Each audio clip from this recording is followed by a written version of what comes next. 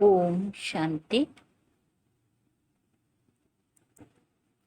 आज 24 जून 2021 की प्रातः मुरली मातेश्वरी जी की ओरिजिनल डेट है 27 जून 64 का।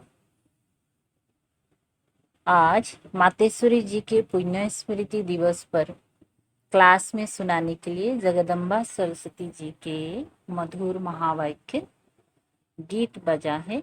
छोड़ दे जग से नाते।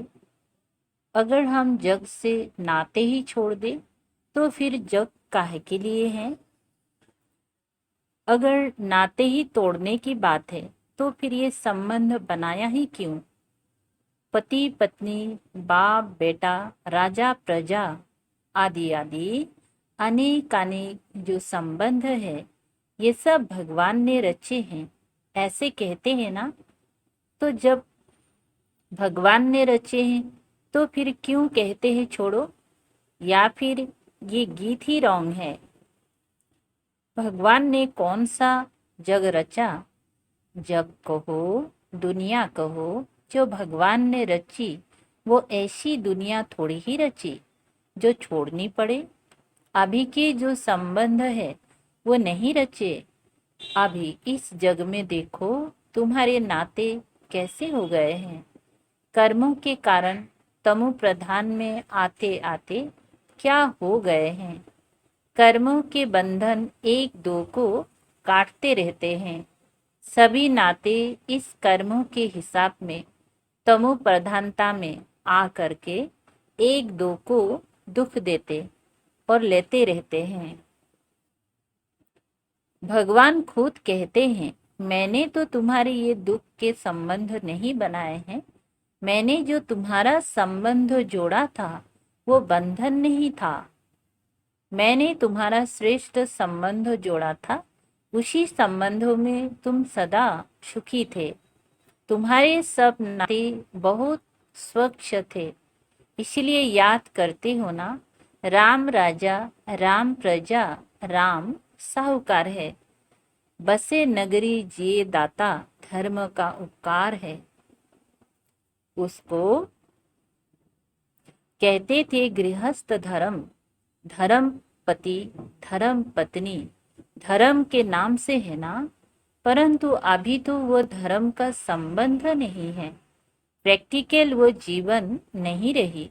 इसीलिए बाप कहते हैं ये जो तुमने अपना जग बना दिया है उस जग के नाते है वो बिगड़ गए हैं। जैसे मैंने जो जग बनाया था उसमें तुम्हारे नाते कितने अच्छे थे, कितने प्रिय थे, कितना एक दो को सुख देने वाले थे। नाते तो जरूर थे, ऐसे नहीं कि भगवान ने नाते नहीं रचे। नाते तो थे, लेकिन वो नाते कर्मों के बंधन के बिना थे। इसीलिए उन्हीं को कहा जाता था जीवन मुक्त।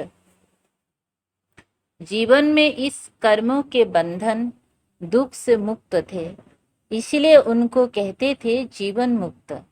अभी तुम्हारे नाते जीवन बंधन के बन गए हैं, इसीलिए कहते हैं अभी उससे छुटकारा कैसे हो। बाप कहते हैं उससे नाता तोड़ एक मेरे से जोड़। उससे नाता तोड़ एक मेरे से जोड़। ये एक ही लास्ट की जीवन तुम मेरे हवाले करो। मेरे हवाले का मतलब है जैसे स्त्री पति के हवाले, पति स्त्री के हवाले, बाप बेटे के हवाले, बेटा बाप के हवाले। ये तो प्रैक्टिस अच्छी तरह से है ना। मैं कोई तुम्हें नई बात नहीं कहता हूँ। कैसे करे क्या करे तुम ये भी प्रश्न पूछ नहीं सकते हो।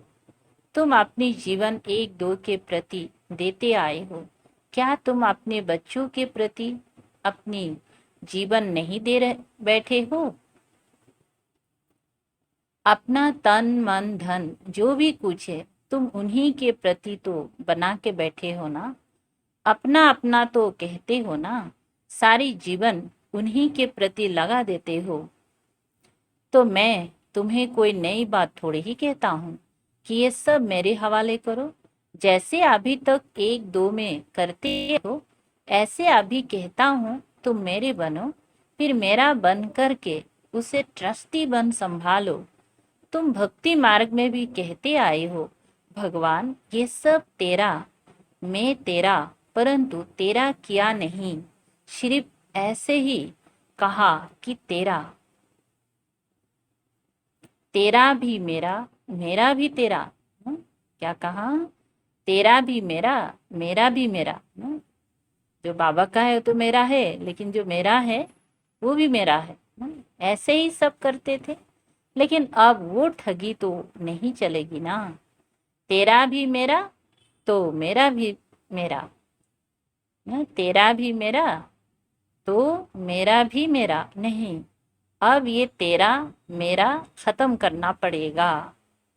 अभी मैं तेरा तो उसमें सब आ गया, बस मैं तेरा। बाकी ऐसे थोड़ी ही है कि उनका भी मेरा, अपना भी मेरा।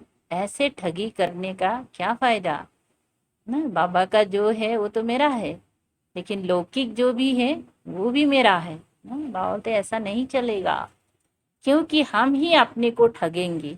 अगर ऐसे करते हैं तो बाबा बोलते अपने आप को हम ठगेंगे, उस परमात्मा को तो कोई ठग नहीं सकता। पहले कैसे कैसे ठगी करते रहे, लेकिन ठगते ठगते खुद ही दुखी अशांत बने हो, क्योंकि धोखा तो तुम ही खा रहे हो। इसीलिए अब बाप कहते हैं वो सब छोड़ो, देह सहित सब संबंधों से बुद्धि हटा करके अभी मेरे से जोड़ो, फिर अपनापन नहीं रहेगा। अभी तक मेरा मेरा कहते दुखी होते रहते हो, फिर बुद्धि उधर जाती है तो कहते हो क्या करूं, कैसे करूं। अगर तुम किसी में लटकेंगी तो नतीजा क्या होगा? यह मोह जो है ना, इसके कारण तुम दुखी बन पड़े हो। इसीलिए बाप कहते हैं तुम इस जग के नाते तोड़ करके अभी मेरे बनो। तो ये जो तुमने अपने देह के बंधन, जीवन के बंधन बनाए हैं, उनसे निकल करके अभी मेरे बन जाओ। फिर मैं कोई तुम्हारे साथ जन्म जन्म थोड़े ही चलता रहूंगा, नहीं। अभी मेरा तुम्हारे से काम है बस। फिर तो तुम आत्माएं आपस में सदा काल के सुख में चलती चलेगी। तो तुम्हारे दुख के बंधन काट करके सुख का संबंध बना देता हूँ, फिर तुम ही आपस में सुख भोगेंगे। अभी देखो तुम कितनी बिगड़ गए हो, इसीलिए दुखी होते हो। फिर मैं तुम्हारा बिगड़ा हुआ सुधारता हूँ, फिर तुम ही सुखी रहेंगी। मैं थोड़े ही जन्म जन्मांतर तुम्हारे साथ चलने वाला हूँ। मैं तो सिर्फ तुम्हारी बिगड़ी को संवारने के लिए कहता हूँ, अभी मेरे बनो। सो भी क्यों कहता हूँ? क्योंकि मेरे फरमान मेरे फरमान पर चलने से तुम्हारे लिए सब सहज हो जाएगा। मैं तुम्हें यह सहज युक्ति देता हूँ, तुम प्रैक्टिकल में मेरे होकर के चलो तो ये युक्ति काम में आवे। जैसे कोई किसी के गोद का बच्चा होता है, फिर उनका ही नाम प्रैक्टिकल चलेगा ना। ऐसे तुम भी प्रैक्टिकल मेरे होकर के चलने से तुम्हारा ही भाग्य बनेगा। बाप तो बड़ी सीधी सहज एकदम सिंपल बातें बतलाते हैं। उसे भी देखो फोटो में कोई ही धारण करने वाले निकलते हैं।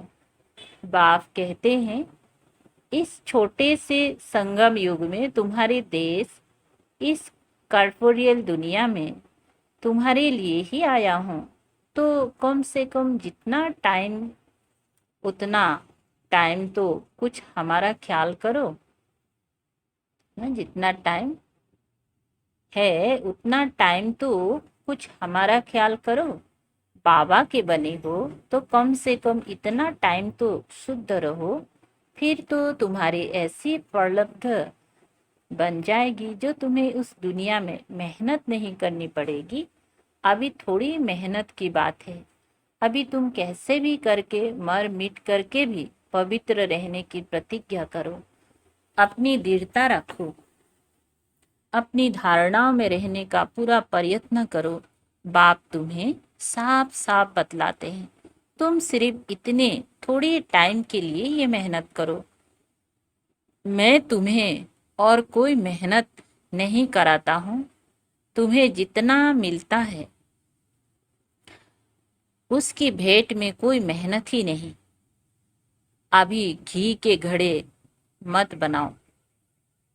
अभी घी के घड़े मत बनाओ। ये करूँ, वो करूँगा, दुनिया क्या कहेगी, वो क्या कहेंगी। अरे दुनिया क्या कहेगी, छोड़ दो इसे। अभी ये दुनिया ही जाने वाली है, लेकिन उन विचारों को ये पता थोड़ी है। इसीलिए बाप कहते हैं ये मत सोचो। अब तो मौत सामने खड़ा है। तुम इतना लंबा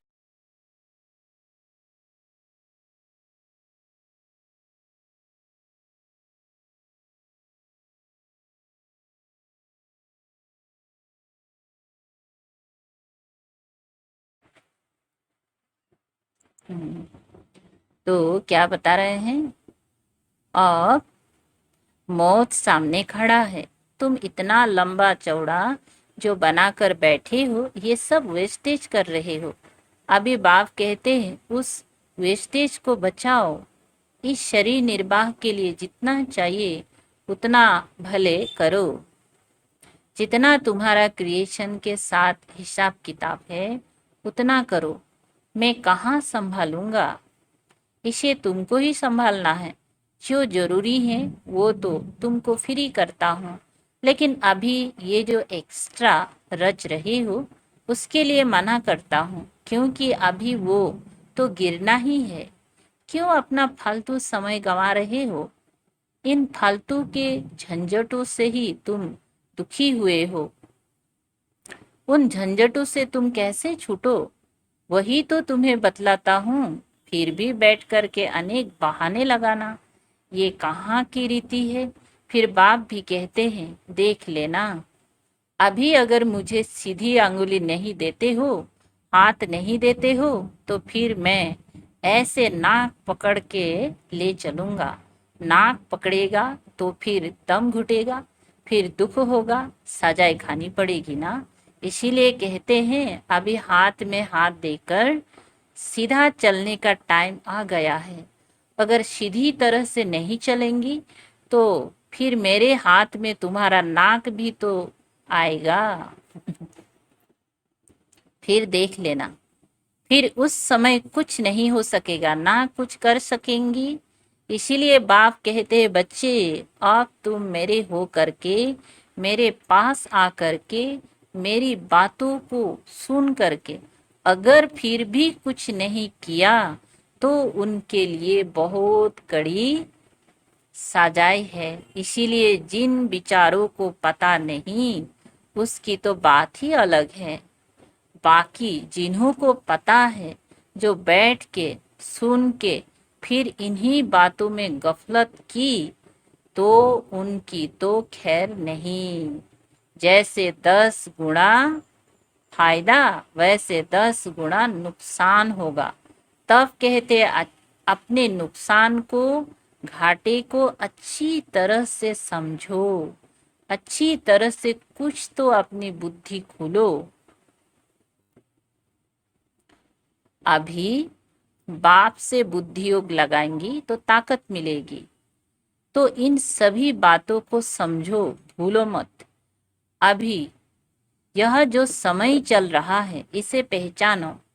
जरा आंखें खोलो, बुद्धि खोलो और समय का पूरा फायदा लो।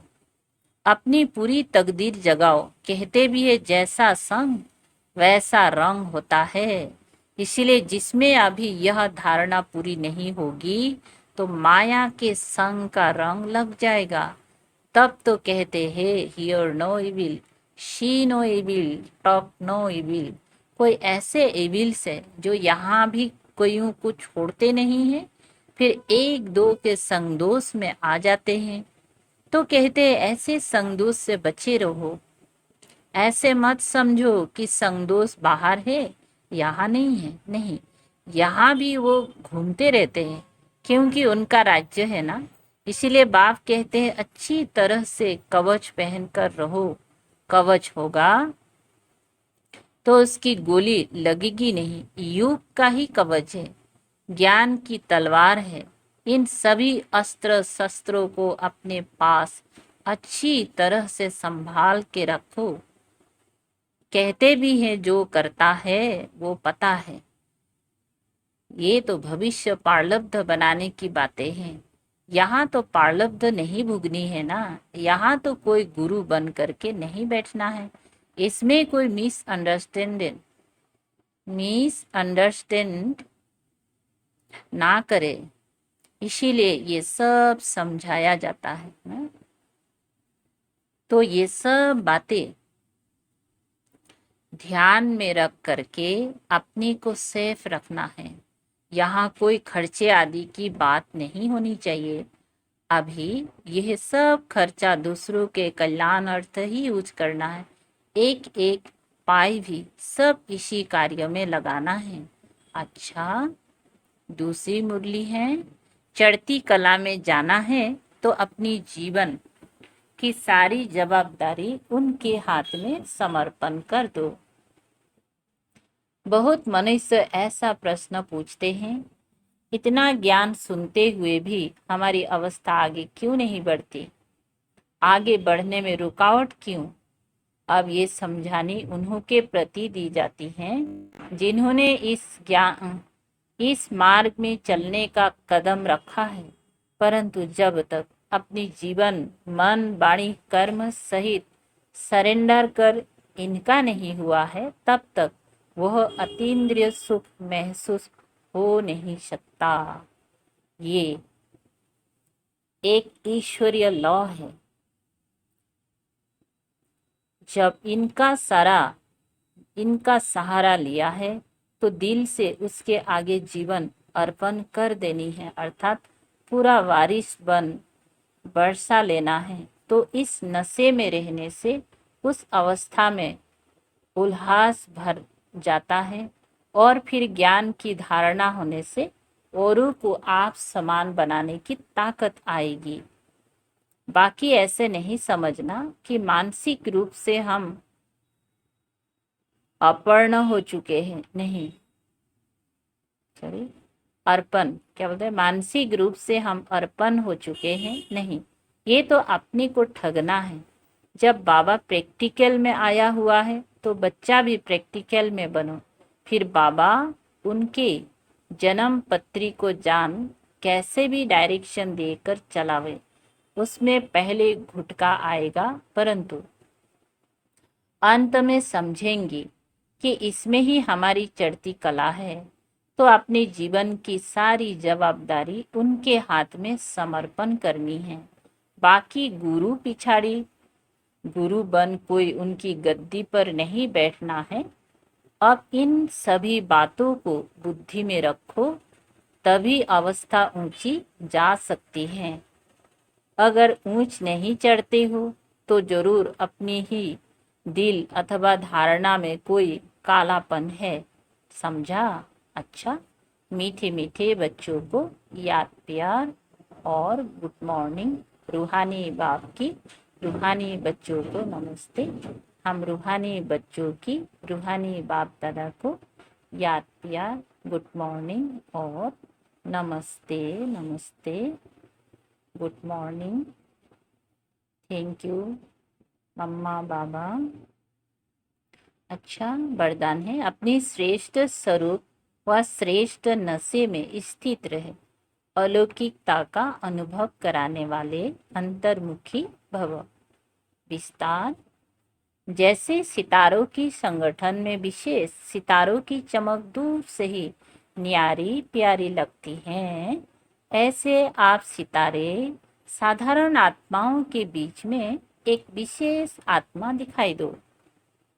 साधारण रूप में होते साधारणता व अलौकिक स्थिति हो तो संगठन के बीच में अल्लाह लोग दिखाई पड़ेंगे। इसके लिए अंतर्मुखी बनकर फिर बाहर मुक्ता में आने का अभ्यास हो। सदैव अपने श्रेष्ठ स्वरूप व नशे में स्थित होकर नॉलेजफुल के साथ पावरफुल बनकर नॉलेज दो, तब अनेक आत्माओं को अनुभवी बना सकेंगे। स्लोगन है, रावण की जायदाद साथ में रख ली तो दिल में दिलाराम ठहर नहीं सकता। रावण की जायदाद साथ में रख ली तो दिल में दिलाराम ठहर नहीं सकता। अच्छा, ओम शांति। शुक्रिया बाबा, थैंक यू।